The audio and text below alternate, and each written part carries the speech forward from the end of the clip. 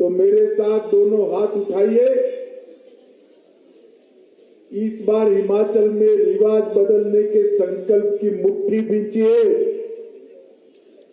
और प्रचंड आवाज से बोलिए, भारत माता की, भारत माता की। मंच पर उपस्थित हमारे वर्तमान विधायक श्रीमान हीरालाल जी, मैं करसोग की जनता को निवेदन करना चाहूंगा कि हीरालाल जी के लिए जोर से एक बार ताली बजाइए आप लोग, क्योंकि इस जमाने में छोड़कर आशीर्वाद देने वाले लोग बहुत कम होते हैं। हीरालाल जी ने मन से दीपराज को आशीर्वाद देकर लड़ाने का संकल्प किया है। हमारे पूर्व वरिष्ठ विधायक श्री जोगिंद्र पाल जी, मंडल अध्यक्ष कुंदन ठाकुर जी, मिल्क फेडरेशन के अध्यक्ष निहाल चंद जी, पूर्व मंत्री श्री संधीराम जी, आरएसपुरा मंडल के प्रभारी श्री जीआर भगत जी, और आज जिनको मैं जिताने के लिए आया हूं, मेरे युवा साथी, आ गया हो दीपराज, युवा साथी दीपराज जी और करसोग के कोने कोने से आए हुए प्यारे भाइयों, बहनों, माताओं और मेरे जिगर के टुकड़े जैसे युवा मित्रों, सबसे पहले तो मैं करसोग की जनता का हृदय से धन्यवाद करना चाहता हूं।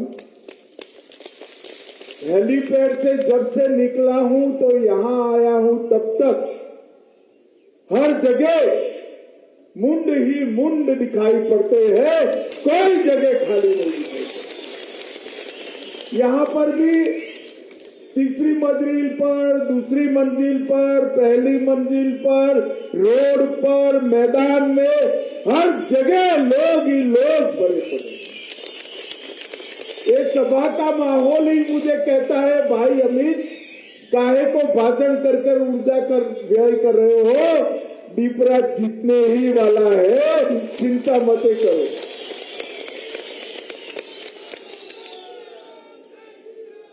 आपने जिस उष्मा से मेरा और हमारे प्रत्याशी युवा साथी दीपराज का स्वागत किया है, उसके लिए भारतीय जनता पार्टी की ओर से मैं आपका धन्यवाद करना चाहता हूं। आज जब मैं करसोग आया हूं, तब इस पावन माटी के भगवान महूनाग को नमन कर प्रणाम कर मेरी बात शुरू करना चाहता हूं। ये करसोग माता कामाक्षा जी की भूमि है, भगवान ममलेश्वर की भूमि है और कई देवी देवताओं का आशीर्वाद इस पवित्र माटी पर मिला है। आज देवभूमि में मैं पहली बार चुनाव की घोषणा के बाद आया हूं, मगर मैं जब आया हूं तब सबसे पहले ये देवभूमि और वीरभूमि की माताओं को प्रणाम करना चाहता हूं, क्योंकि यही मेरा हिमाचल प्रदेश है जो आबादी के अनुपात में देश की सेना में सबसे ज्यादा बेटे भेजने का काम करता है, वो वही। और बेटे जब वीर होते हैं तभी होते हैं जब जन्मने वाली मां वीरांगना होती है, तब बेटे। पूरा देश हमारी हिमाचल की वीर माताओं को प्रणाम करता है, मैं भी प्रणाम करता हूं। मित्रों, 5 साल पहले यहां से थोड़े दूर जयराम जी की कॉन्स्टिट्यूएंसी में मैं गया था। मुझे माहौल बहुत अच्छा लगा था। तब मैंने कहा था जयराम जी को आप विधायक बनाइए, उनके बड़े व्यक्ति बनाने का प्रबंध हम करेंगे और वो मुख्यमंत्री बनेंगे। मगर उससे भी आज ज्यादा उत्साह और ज्यादा जनता करसोग के अंदर भाई दीपराज के लिए इकट्ठा हुई है। मित्रों, भारतीय जनता पार्टी राजनीति के अंदर देश की सुरक्षा के लिए है, देश का दुनिया में सम्मान बढ़ाने के लिए है, देश के गरीबों के जीवन स्तर को ऊपर उठाने के लिए है, भारत के गौरव को बढ़ाने के लिए है और विकास करने के लिए है। आप मुझे बताओ, ये कांग्रेस पार्टी में, दिल्ली की बात कर रहा हूं, कांग्रेस पार्टी में मां बेटे के अलावे कोई दिखाई पड़ता है? अरे बोलो ना भाई, दिखाई पड़ता है क्या? अब हिमाचल में भी मां बेटे के अलावे कोई दिखाई पड़ता है क्या? अगर मां बेटों ने ही पार्टी चलानी है तो मेरे युवा साथियों, आपकी जगह कहां रहेगी? रहेगी क्या? भारतीय जनता पार्टी ने मोदी जी के नेतृत्व में देश में जातिवाद, तुष्टीकरण और परिवारवाद, ये तीनों नासूरों को समाप्त कर मेरिट के आधार पर जो काम करेगा वो राज करेगा, इस सूत्र को प्रस्तावित किया है। हमने पिछले 5 सालों में हमारे विधायक जी के नेतृत्व में सड़क, पानी, स्वास्थ्य और शिक्षा के क्षेत्र में ढेर सारे काम किए। करसोग और हिमाचल पर मैं बाद में आता हूं, मगर सबसे पहले मैं पूछना चाहता हूं, माताओं, भाइयों, बहनों, आप मुझे बताओ कि कश्मीर से धारा 370 जानी चाहिए थी या नहीं जानी चाहिए थी? सुना ही नहीं पड़ता है, माताएं नहीं बोलती है, जानी चाहिए थी या नहीं जानी चाहिए थी? 70 साल तक इस कांग्रेस पार्टी ने जवाहरलाल नेहरू की भूल को अपनी गोदी में झुलाने का काम किया, 370 को बचाकर। और धारा 370 के कारण भारत माता का मुकुटमणि अपना कश्मीर भारत के साथ कायमी जुड़ाव से अलग रहा।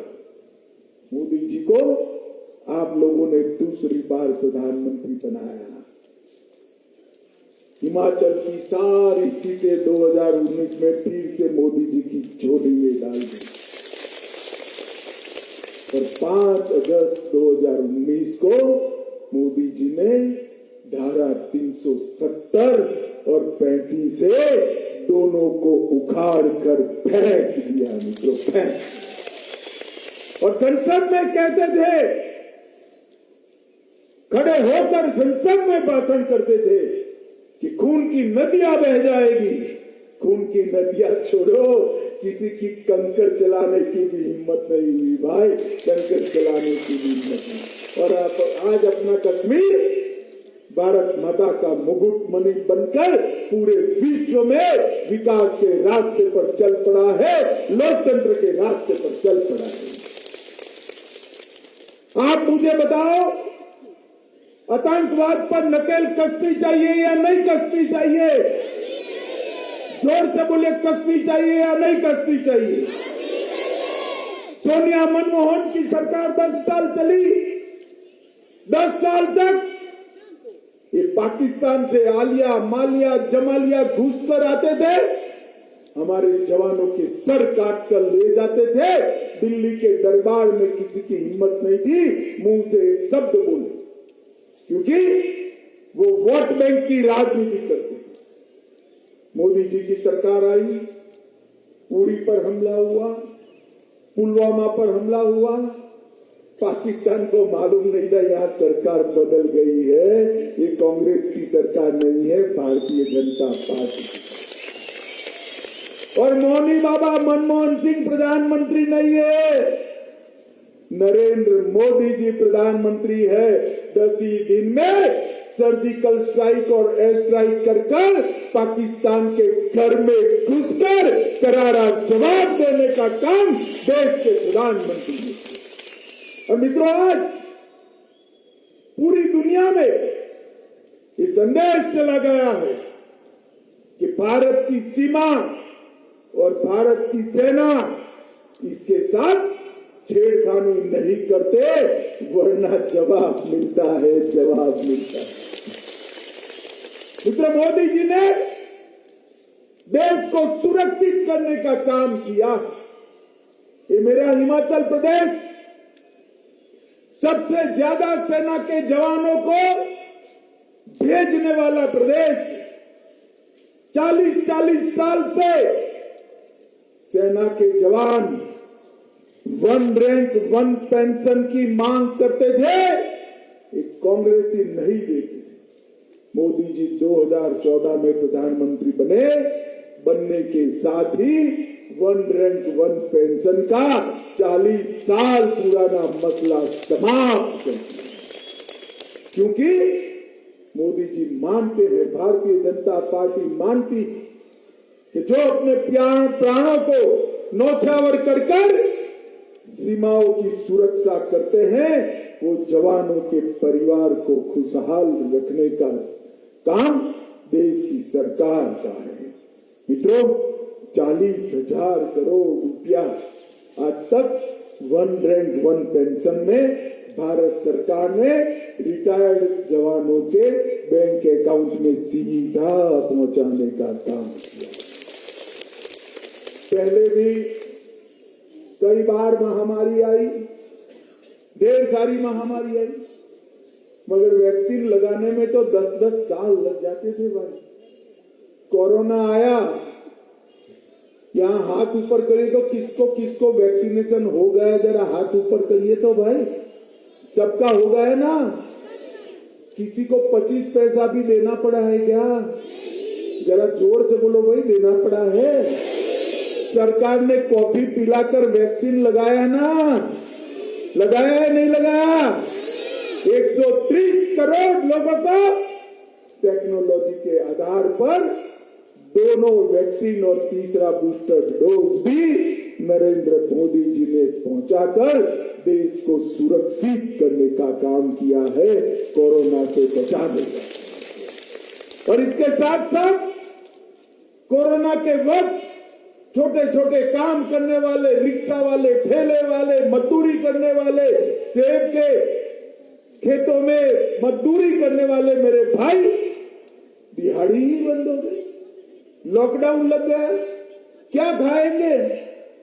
देश के 80 करोड़ लोगों को 2.25 साल तक प्रति व्यक्ति प्रति माह मुफ्त में राशन पहुंचाने का काम भी देश के प्रधानमंत्री नरेंद्र मोदी जी ने किया।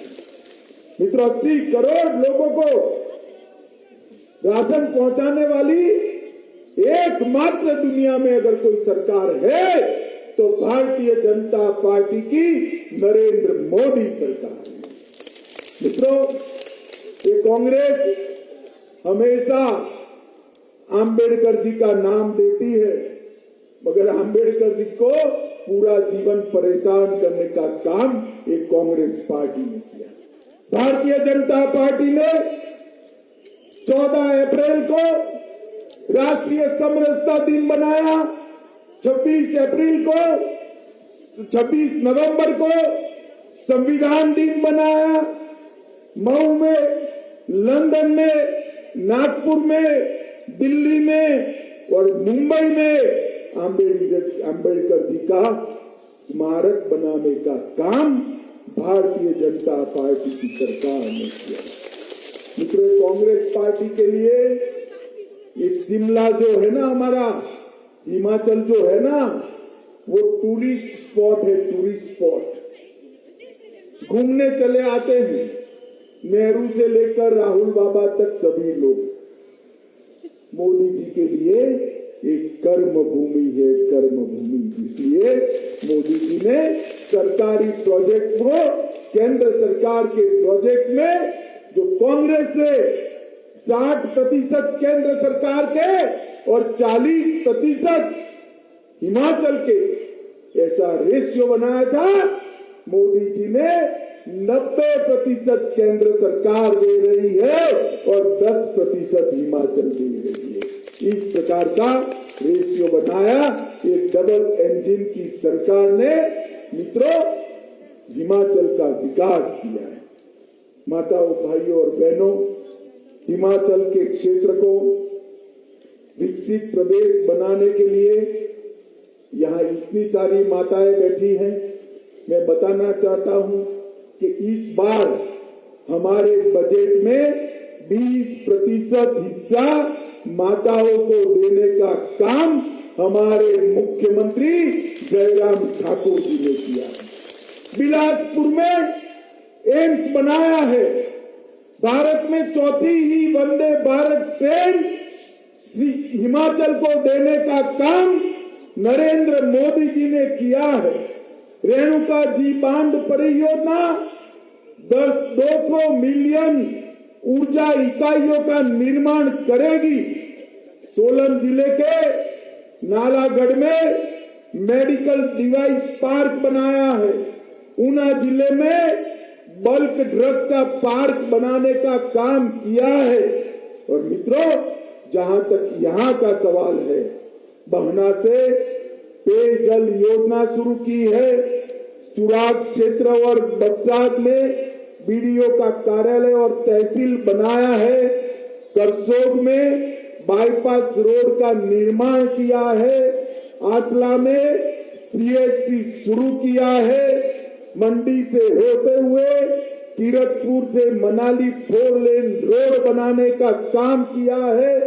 हिम केयर योजना के तहत मंडी जिले के 85,110 परिवारों को फ्री ऑफ कॉस्ट स्वास्थ्य का कार्ड देने का काम किया है। और आयुष्मान भारत योजना में भी 85,000 परिवारों को देने का काम किया है।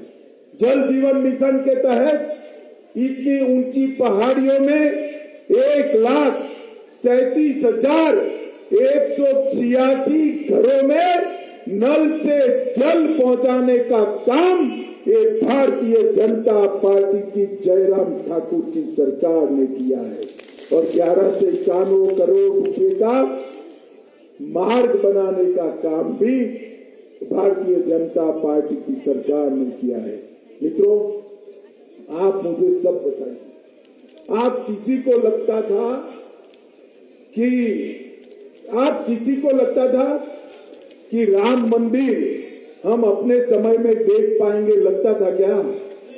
जरा जोर से बोलो भाई, लगता था क्या? मोदी जी ने बाबर के जमाने से टूटा हुआ राम मंदिर फिर से बनाने के लिए 2019 में भूमि पूजन कर दिया है। और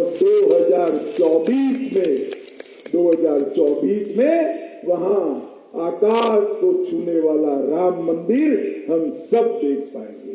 माताओं, भाइयों, बहनों, मोदी जी ने पूरे देश का गौरव दुनिया में प्रस्तावित करने का काम किया है। आज पूरी दुनिया मोदी जी किसी भी समस्या पर क्या बोल रहे हैं, इस पर गौर करती है। ये बहुत बड़ी बात है। यूक्रेन और रशिया के बीच में युद्ध हुआ।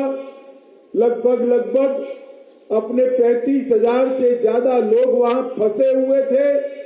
मोदी जी ने दोनों राष्ट्राध्यक्षों को फोन किया और फोन करने के साथ ही दोनों ओर से तोप के गोले 2 दिन बंद हो गए और अपने सभी नागरिक भारत सही सलामत आ गए।